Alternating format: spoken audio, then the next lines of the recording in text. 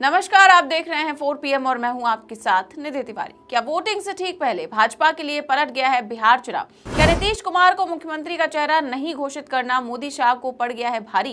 क्या मोदी नीतीश के बीच की दरार अब मंच तक आ पहुंची है? क्यों नीतीश कुमार को कुछ ही सेकंड में एनडीए की प्रेस कॉन्फ्रेंस छोड़कर जाना पड़ा? बिहार चुनाव अब पूरे जोश में है और हर दल अपने वादों और रैलियों के साथ मैदान में उतर चुका है। इसी बीच एनडीए ने भी आज अपना संयुक्त घोषणा पत्र जारी कर दिया है, लेकिन इस वक्त एनडीए के घोषणा पत्र से ज्यादा चर्चा इसकी घोषणा करने के तरीके को लेकर हो रही है, क्योंकि घोषणा करने की पूरी प्रक्रिया कुछ ही सेकंड में निपट गई। सोचिए, 5 साल का वादा किया गया और इसकी प्रेस कॉन्फ्रेंस 50 सेकंड भी नहीं टिक सकी। बस फोटो खिंचवाई और सारे नेता चलते बने। तो आखिर ऐसा क्यों किया गया? क्या ये प्रेस कॉन्फ्रेंस के सवालों से बचने का तरीका था या फिर इसके पीछे नीतीश की कोई नाराजगी? वैसे तो मीडिया में ये खबरें चल रही थी कि घोषणा पत्र जारी करने के साथ साथ एनडीए नीतीश कुमार को मुख्यमंत्री पद के लिए उम्मीदवार भी घोषित कर सकता है, लेकिन ऐसा कुछ भी नहीं किया गया। तो आखिरी वक्त में ऐसा क्या बदल गया कि नीतीश को मुख्यमंत्री पद का चेहरा घोषित नहीं किया गया? और क्या नीतीश के जल्दी प्रेस कॉन्फ्रेंस छोड़कर जाने के पीछे की वजह यही है या फिर पर्दे के पीछे कुछ और ही पक रहा है? सब कुछ बताएंगे आपको इस वीडियो में। तो बिहार में विधानसभा चुनावों का आगाज होने के साथ ही सभी पार्टियां एक्टिव हो गई हैं। सभी पार्टियां लगातार चुनाव प्रचार में जुटी हुई हैं। इस बीच एनडीए ने आज अपना घोषणा पत्र जारी कर दिया है। एनडीए ने अपने घोषणा पत्र में जनता से 25 बड़े संकल्प किए हैं। इन संकल्पों को एनडीए की जीत के बाद पूरा करने का दावा किया गया है। एनडीए की ओर से अलग अलग पॉइंट्स में अपने संकल्पों को समझाया गया है, लेकिन आप अगर इनके घोषणा पत्र को ध्यान से देखेंगे तो आपको समझ आएगा कि एनडीए ने इसमें बस युवाओं के रोजगार और महिलाओं के उत्थान को लेकर बड़े बड़े वादे किए हैं, लेकिन भाजपा जिन मुद्दों को लेकर चुनाव में उतरी है उसको लेकर एक भी संकल्प जारी नहीं किया गया है। ना इसमें घुसपैठियों को भगाने की बात कही गई है और ना ही माफियाओं को खत्म करने का कोई दावा, बल्कि केवल उन मुद्दों को शामिल किया गया है जिन मुद्दों को लेकर महागठबंधन चुनावी मैदान में उतरा है और अपने घोषणा पत्र में पहले ही प्रण ले चुका है।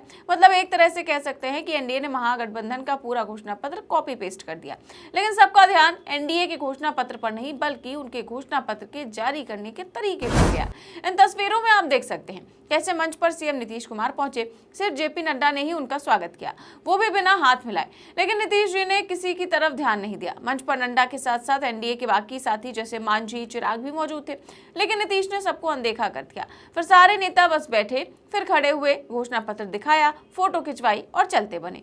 किसी मीडिया से एक भी सवाल का जवाब किसी ने दिया नहीं। किसी ने ये बताने की जहमत नहीं उठाई कि उन्होंने पिछले 20 साल में क्या काम किया है। अब एनडीए के नेताओं के बीच कितनी एकता है ये तो बस यही नेता बता सकते हैं, लेकिन इन तस्वीरों को देखकर तो ऐसा लगता है कि एनडीए में सब कुछ ठीक नहीं चल रहा है।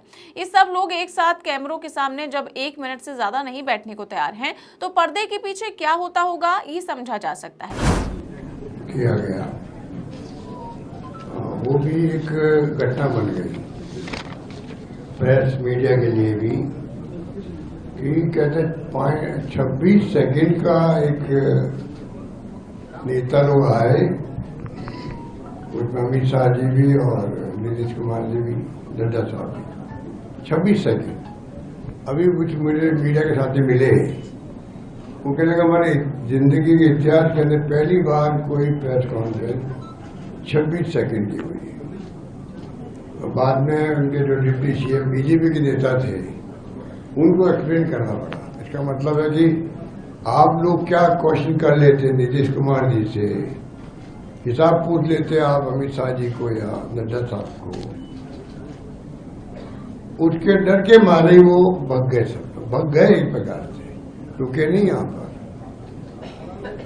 मोदी जी मिलते ही नहीं है मीडिया से। ये डेमोक्रेसी में खतरनाक संकेत होते हैं। ये लोग, ये डेमोक्रेसी खतरनाक संकेत है कि प्रधानमंत्री मिले नहीं मीडिया से। मीडिया में अगर मैनिफेस्टो इम्पोर्टेंट घटना होती है चुनाव के अंदर, उसमें आप खाली मुंह दिखाने के लिए आगे भागे सब लोग। इतना क्यों डरते हैं मीडिया से? तो ये समझ के परे हम लोग, पर ये संकेत मिलता है डेमोक्रेसी में इनका विश्वास नहीं। मेरा आरोप इनके ऊपर ये है, ये मुखौटा पहने हुए हैं डेमोक्रेसी का और सरकार मानते हैं धर्म के नाम पर। ये मीडिया को, देश को, समाज को समझना पड़ेगा। और जो मैंने कुछ पॉइंट मेरे दिमाग में आए थे, जो कि पहले तो मोदी जी ने यहाँ पर जो एक जुमला बोला था कि मैं बिहार को क्या दूं, 50,000 करोड़, 60, 70, 80, 7 लाख तक ले गए। अब 1.25 लाख तक ले गए, उसका हिसाब किताब दो। आज चुनाव के मैदान में आप आ रहे हो, उसका हिसाब किताब दो देशवासियों को। आपने जो वादा किया था 1,25,000 करोड़ के मैं पैकेज दूंगा बिहार को, उसका क्या हुआ है? अब देखिए, जल्दबाजी में जो प्रेस कॉन्फ्रेंस निपटा दी गई वो एक तरफ है, लेकिन इस 2 मिनट की एनडीए नेताओं की जो मुलाकात हुई उसमें नीतीश बाबू का जो रवैया रहा उसको लेकर कई सवाल खड़े हो रहे हैं। लोगों का कहना है कि नीतीश किसी बात को लेकर थोड़ा नाखुश दिखाई दे रहे थे। ऐसा कहा जा रहा है कि उनको उम्मीद थी कि शायद आज उनके नाम पर ठप्पा लग जाएगा, लेकिन ऐसा नहीं हुआ। चीजें खराब हो जाती हैं, चिराग भाजपा के साथ खड़े हो जाते हैं और मांझी और कुशवाहा कहते हैं कि नीतीश कुमार बिहार के मुख्यमंत्री थे, हैं और रहेंगे। उधर विपक्ष तेजस्वी के नाम पर मुहर लगाने के बाद शुरू हो जाता है कि अपना मुख्यमंत्री का चेहरा बताओ। फिर एनडीए में दरार पड़ती देख अमित शाह को पलटी मारनी पड़ती है और कहना पड़ता है कि केंद्र में मोदी की कुर्सी रिजर्व है और बिहार में नीतीश की कुर्सी रिजर्व है। लेकिन आज जब मौका था नीतीश को आधिकारिक तौर पर मुख्यमंत्री घोषित करने का, तो कुछ किया नहीं गया। अब ऐसे में किसी का मुंह बने तो क्यों ना बने। नीतीश जी की स्थिति इस वक्त उस दूल्हे की तरह हो गई है जिसको दूल्हे की ड्रेस पहनाकर खड़ा तो कर दिया गया, लेकिन घोड़ी पर चढ़ने नहीं दिया जा रहा है। अब देखिए, ऐसा नहीं है कि पूरी भाजपा ही नीतीश कुमार को मुख्यमंत्री घोषित करने से कतरा रही हो, बल्कि भाजपा में भी इसको लेकर 2 धड़े तैयार हो गए हैं। जहां अब तक गुजराती जोड़ी नीतीश को मुख्यमंत्री चेहरा घोषित करने से कतरा रही थी, तो वहीं भाजपा सांसद राजीव प्रताप रूडी मंचों से जेडीयू नेताओं की भाषा बोल रहे थे। और पूरे बिहार में यह संवाद जाए, पूरे देश में यह संवाद जाए, नीतीश कुमार बिहार के मुख्यमंत्री थे, बिहार के मुख्यमंत्री हैं और बिहार के मुख्यमंत्री रहेंगे। फिर से एक बार बोलिए, नीतीश कुमार बिहार के मुख्यमंत्री और बिहार के मुख्यमंत्री। बहुत बहुत धन्यवाद।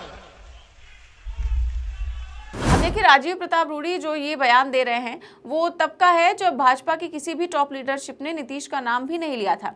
तो वो तो परसों एक भाषण में अमित शाह ने कह दिया कि बिहार में नीतीश की कुर्सी रिजर्व है, तब जाकर नीतीश के शरीर में जान आई। लेकिन एक सबसे दिलचस्प बात बताएं, अब तक नीतीश को चुनावों के बाद मुख्यमंत्री बनाने की बात प्रधानमंत्री ने की ही नहीं है।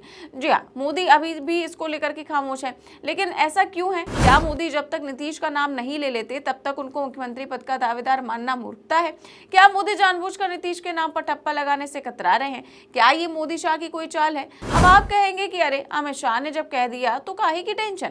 तो आपको पता होना चाहिए कि अमित शाह अपनी बातों से पलटने में माहिर है। उन्होंने तो ये भी कहा था कि नीतीश के लिए एनडीए के दरवाजे हमेशा के लिए बंद हो चुके हैं, फिर उनका रेड कारपेट बिछाकर स्वागत क्यों किया।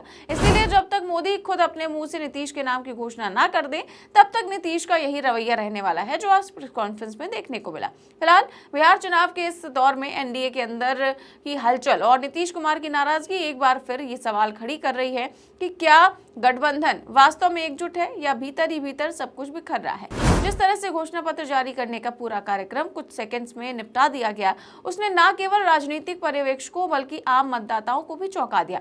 नीतीश कुमार का मंच पर ठंडा रवैया और भाजपा नेताओं की चुप्पी ये संकेत देती है कि सब कुछ कैमरे पर जितना सामान्य दिख रहा है उतना है नहीं। मुख्यमंत्री पद को लेकर जो संशय बना हुआ है उसने एनडीए की रणनीति पर भी सवाल खड़े कर दिए। भाजपा की ओर से अब तक प्रधानमंत्री मोदी द्वारा नीतीश के नाम की औपचारिक घोषणा न करना राजनीतिक रूप से बहुत बड़ा संकेत है। इससे ये संदेश गया है कि भाजपा अपने पत्ते अभी भी पूरी तरह से खोलना नहीं चाहती। वहीं विपक्ष इस मौके का फायदा उठाकर एनडीए में दरार की बात को जनता के बीच हवा दे रहा है। अब आने वाले दिनों में ये देखना दिलचस्प होगा कि क्या मोदी और नीतीश के बीच का ये ठंडापन चुनावी परिणामों को प्रभावित करेगा या फिर एनडीए एकजुट होकर इस सियासी संकट से बाहर निकल पाएगा। फिलहाल इस पूरे मामले पर आप क्या सोचते हैं, हमें कमेंट बॉक्स में अपनी राय जरूर दें। चैनल को सब्सक्राइब भी करें और ज्वाइन भी करें। देश और दुनिया की तमाम बड़ी खबरें जानने के लिए देखते रहिए 4PM न्यूज नेटवर्क। नमस्कार।